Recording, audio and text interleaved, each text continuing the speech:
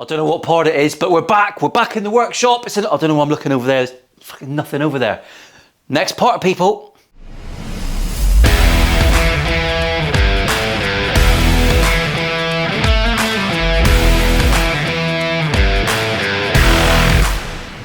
Right, we're back in the shop. A little bit of energy about me. I've just eaten far too much for about a week and I need to get back and stuck into stuff. I've been putting Charlie Starr's telly off. I should be way ahead.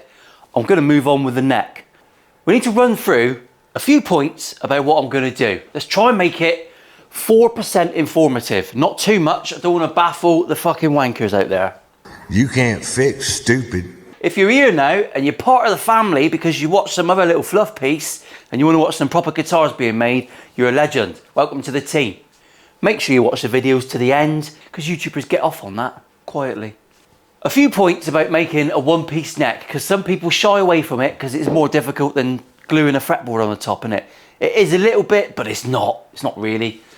Here's me maple neck. The first thing I need to do is get this flat. If you remember, I machined a massive lump of maple, insert picture, and when you machine massive wood, you put it to the side, and sometimes it gets a bit of a bend on him. Well, this one is actually behaved pretty well. It's very well seasoned wood. It's got a tiny bit of inflection, so we will, inflection? Don't pull me up if my grammar is incorrect, people, because you will get a sarcastic reply. I'm gonna flatten one side, and I'm gonna thickness this neck. How do you know how to thickness the neck? I will tell you. Here are all the side profile templates of my Fender guitars. Let's have a little look and see the difference. A jazzy neck is 25.7. A strap neck is 24.7. 72 hollow body, 26. We're gonna go 26 mil for this neck. So what does that mean? I need to thickness this down to about 27, let's be honest, 27, so that when I radius the fretboard, I've got a mil play on the top. I've got 28.7, which is fine. Means we don't have to involve the thickness planer. I'll use a joiner I'll use the joiner to get it as straight as I can, and then I'll just touch it down on the sander. Oh, sexual. Don't worry, I'll speed that up a bit. Once we've done that, we'll come back to the bench, and it'll be as though I never left.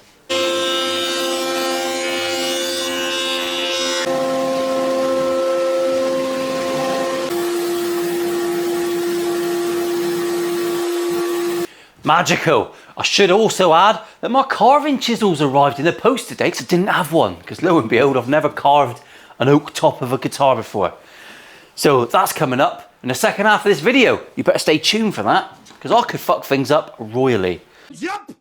So I've thicknessed my neck down. I've sanded it. We've got 150 grit in the drum sander. It's new, it's lovely, it's lush. So that's what we've used. Everything's pretty spanking. Well worth a rub, as we say around here. A few points to consider when you're doing a one-piece neck. Obviously this isn't a one-piece neck, but what we can tell is the thickness of a fretboard when it's finished. 6 mil. Now I'm gonna take another mil off the top of this when I radius it. So I need to be 7.5 mil down, max. Remember, we're working back to front, front to back. Didn't know what way to lick her.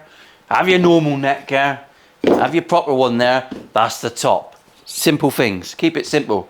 I'm going to mark down 7.5 mil. I am moments away from getting my glasses. That's where my chutney channel needs to go down to for the skunk stripe. Charlie's guitar has got a vintage neck and it's got the real shit neck heel adjustment where you've got to take the neck off to adjust it. You've got to do loads of work to adjust the truss rod. I ain't fucking doing that, it's awful. So I've got this little teeny tiny truss rod. She's very, very small. And we're going to be bunging this one in and I'm going to do it traditionally, but what I'm going to do, I'm going to do it quite similarly to how Squire did it. I'm not going to put the walnut plug in because I don't want to draw attention to it. It doesn't look the same as Charlie's. The purists will be wanking themselves into a stupor. Tough shit, boys. You have to put it on ice, all right? Because I'm making this, you can do yours different. It's a tiny difference. It's a modern twist. So now I know how deep my channel's going to be. One last consideration. I'm actually going to use a sexual bit of wenge. I'm going to use some wenge for mine. It's gorgeous, isn't it? It's gorgeous. So this truss rod with its very much less bulbous end, which is the most important thing I'm looking at here, is 7 millimeters. I've got a 1/4 inch router bit over there in the other corner. So I'm gonna have to have a little bit of a wobble on that one. I'll cut a channel and I'll just allow my pattern to, I'll just fucking explain over there, all right?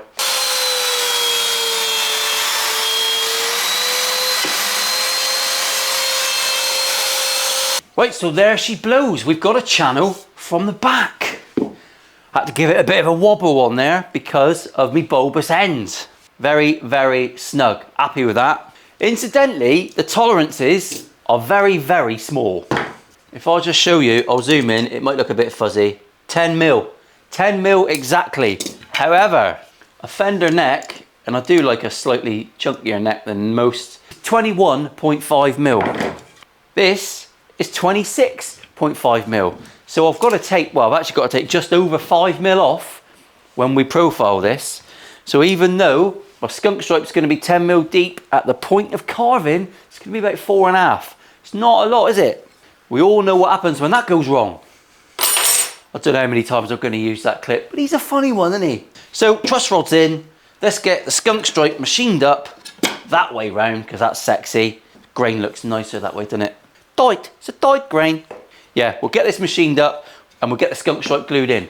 And we'll come back, well, and we'll do some more. Next stage, here we go.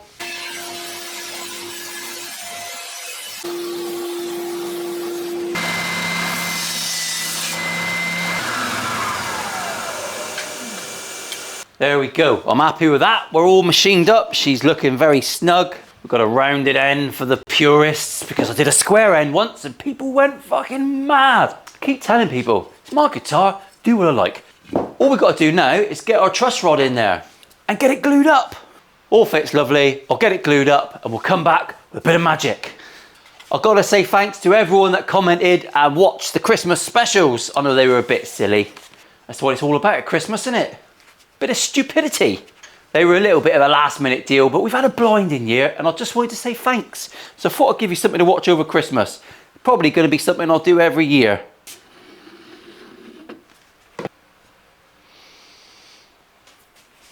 Good afternoon, Peter.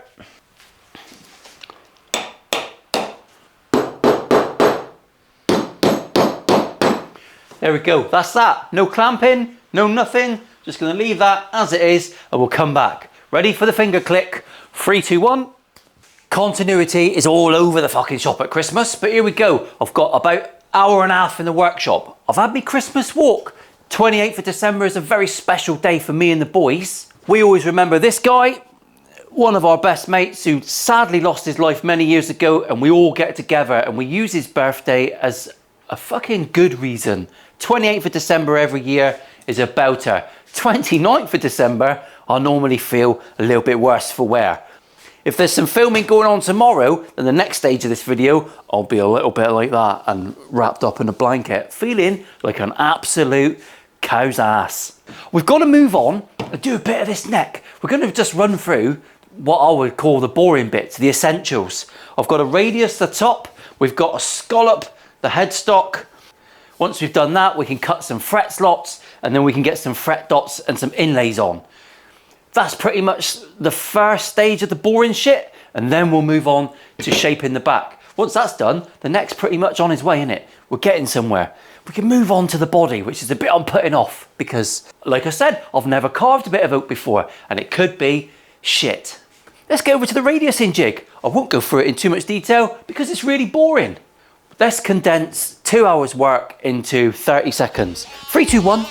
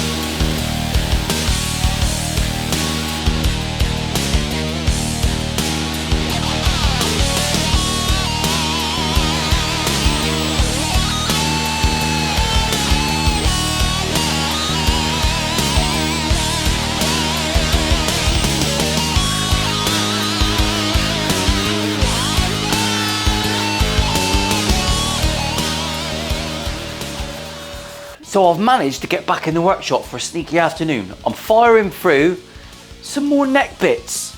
It's funny really, guitar building, and sometimes you're doing new things all the time, which is nice. I do like that, but then you just wish that you could be doing something that it just runs itself, and really you can't get closer to that than a tele neck. We just got to run through all the processes.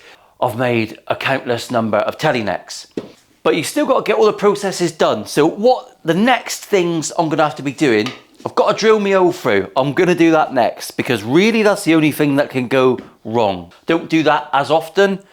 As you probably know by now, I'm a spoke wheel truss rod guy. So we're gonna get that hole drilled. I'm now gonna mark out my fretboard. I've sanded this. It's pretty damn flat. It's all looking lovely. Oh, I've plugged me skunk stripe in the background. Everything's looking nice, isn't it? So I'm going to drill that hole, I'm going to mark out my frets, I'm going to put my side dots on, I'm going to put my frets in. Woo! That's it, that's the plan, that's what we're doing. So I'm going to waffle through putting my fret dots in, because I haven't had a waffle much this video. Put down below in the comments anything you want me to address in future videos. What do you want to know more of? Because I never really know what to include. I'm conscious of putting the same shit in the videos every week. At least you're only watching things once a month. So again, Crimson centre ruler. Other centre rulers are available, but Crimson gear is lovely. Mr. Crow makes belting gear. We're going to quickly find the centre of this neck. I'll be honest with you, that is a complete fucking blur. You blind motherfucker. I've got to come down 6mm plus the end of my truss rods. I've got to come down 10mm from the top of my fretboard. So my hole's got to start there. Should we have a little look at a fender neck so you can see what I'm on about? So your hole is actually going to start 10mm down from the surface, a bit more on this one because it's probably got a bit more of a bulbous end on the truss rod. But we're going to start a bit further down and angle our drill and hope to Christ we don't fuck up all the neck. Should we do that first? If you can all grit your teeth and your bum cheeks at the same time. What is this, amateur hour? Looks to me like Fender used a 7mm hole. It's probably 1/2 inch and 92/17 or something. But I've got a 7mm because I'm in the UK.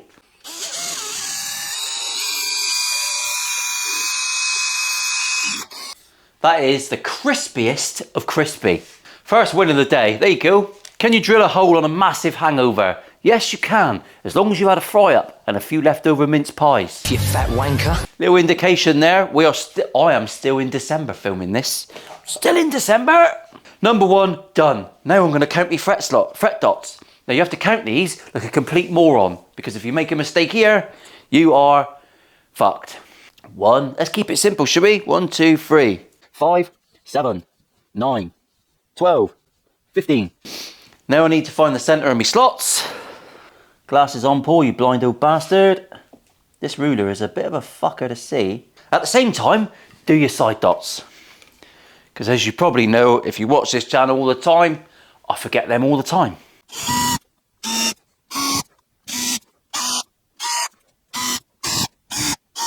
And these are just the old stick 2mm side dots, plastic rod thing, online crap Chinesium.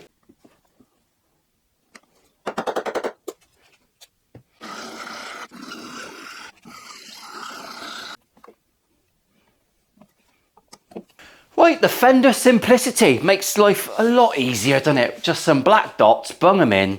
Top dots, front dots, lots of dots, all the dots. All I'm going to do now, because we've touched this with a file and there's bound to be a bit of love needed, I'm going to bung it back in the jig. I'm going to sand this fretboard again, 120. I'll give it a final little touch up with 400, and then we'll move on and we'll do some frets, and I'll speed through that as well. I might point out a few things I'm thinking about during the fret job, just to pad out the fucking video, if I'm being honest. Roughing on. Right, I'm going to include a bit of fret knowledge, although there's not a lot up there, but I'll try and give you what I've got. I'll try and sink it right to the balls. If you watch loads of luthiers on YouTube, or people like me masquerading as a luthier on YouTube, everyone does frets a bit different. And I guarantee every person that you watch who does it different has also done it different themselves over the years. You kind of go through phases. For this particular build, I bought something unusual. I bought myself some Jescar, I think it's cryo fret wire. It's pre-radius, which is nice because my radius winder thing is shit. I don't like it, it gives me lumpy metal. No good, is it? It's a tiny bit bigger than standard Fender, Just a tiny bit, not a lot. Nothing to get your knickers in a twist about. When I use my circular saw to cut my fret slots, it cuts me a fret slot, which is lovely and very convenient. But I have found that I can tap a fret in, and then with not too much force, I can pick it out. So for that reason, I'm part of the super glue clan. So I do use super glue. Sometimes I'll press them in, sometimes I'll tap them in using a little dead blow hammer, I think this is called. For this one, I'm gonna tap them in. Because my fret slots are not super tight, I can tap these in. These are pre-radius, it doesn't deform the frets at all. We're being so gentle, they just knock in nice. Sometimes they're an absolute bastard to get in, and you'll find that that does cause a bit of damage. So a press is nice in that situation, but this is quite a gentle process after doing it about 50,000 times, so I'm just gonna tap them in. I'm also guessing that a lot of you haven't got a fret press or an arbor and all that, and you're gonna get yourself a dead blow hammer, or heaven forbid, you're gonna use a normal hammer. Fucking hell, don't film it, people will lynch you. So I'm gonna tap these in, and I'm gonna super glue them. I'm gonna use super thin Starr bond. Let's get I've been holding things too close, so I'll get home and it's not in focus. Super thin Starr bond. Every care taken to not get it all over the fretboard. I'm not going to put a lot in. And more importantly, I'm going to tap all my frets in. I'm going to visually look at them and make sure that everything's nicely seated. And then once I've done that, I'm going to flood it with a bit of activator, and I'm going to go home and go for a run. When I come back down tomorrow, everything will be lovely, jubbly, and we'll do some leveling. There you go. I'm still putting off carving this top, but I've made a spare just in case I cock it up. I'll do a bit of a speedy uppy, and you can have a little look at what I'm doing, all right?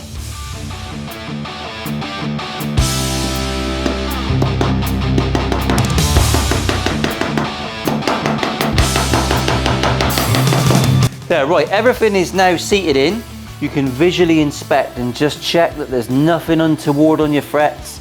It's pre-radius fretboard. We've used a Stumac sanding beam.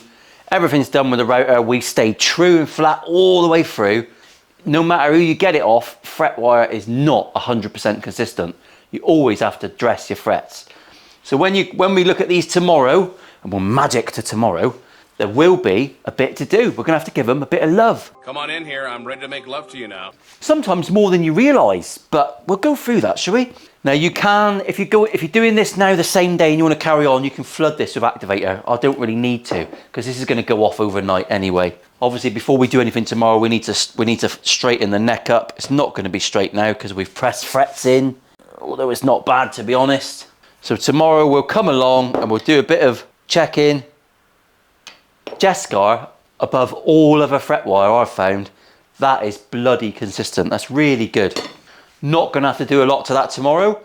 Right, it's the next day. It's the next day. Everything's glued in, everything's nice and solid. We managed to get that in without making too much of a mess. Next step, trim off my ends, give them a bit of a trim, make sure the neck is straight, so we'll give that a bit of adjustment, and I'll bung it on the neck jig, and we'll do a bit of a fret job, shall we?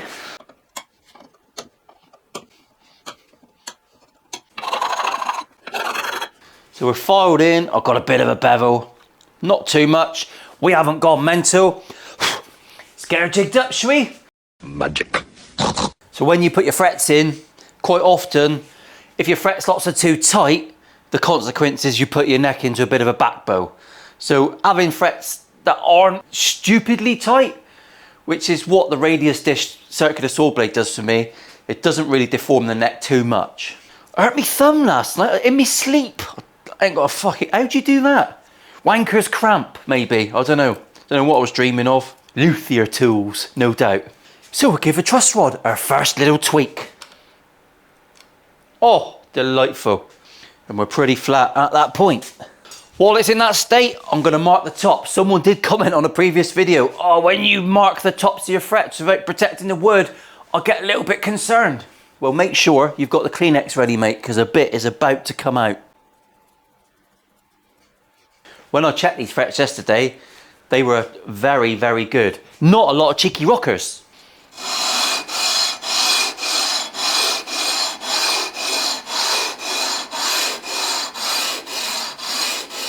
I've got one ever so slightly low fret there.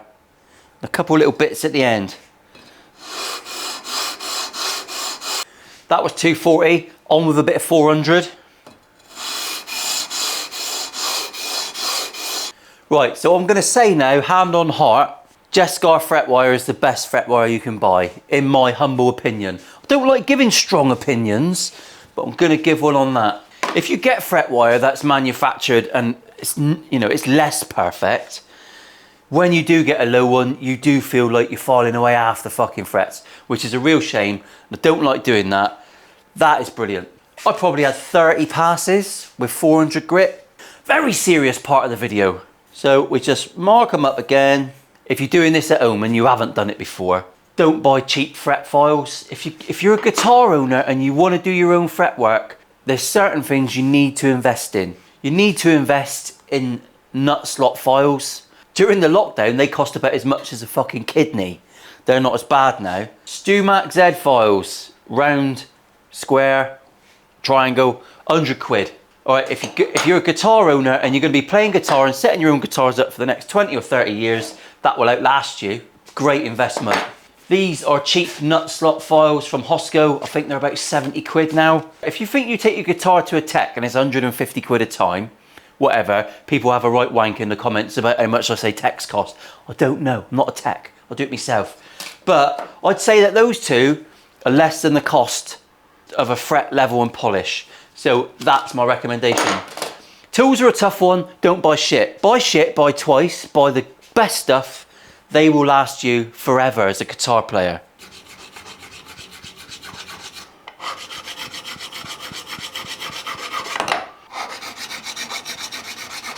That's the fastest fret job I've ever done in my life. I've basically filed this now till I've got a skinny red line. Happy with that. Let's get her out the jig, get her on the flat bit, and we'll give her a touch up. Now, as a guitar builder, there's no rush. Again, this is a really overpriced StewMac file, but it's lovely. It's very pretty.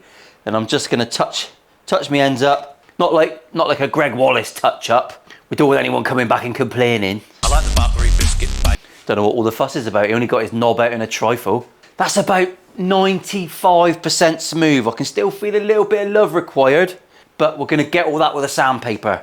Next step. You can go back to your fret dresser if you want and just give everything a little bit of love there. Make sure you got no sprout. It's not a bad way of doing it. I don't normally do it that way. Just thought of it then for a second. Fucking caution to the wind. I don't know about you, but I've had enough. I'm hungry. I've got an empty stomach. I'll see you next week. Same time, 3 PM Friday. Unless you're somewhere else in the world, then you'll have to do a bit of maths.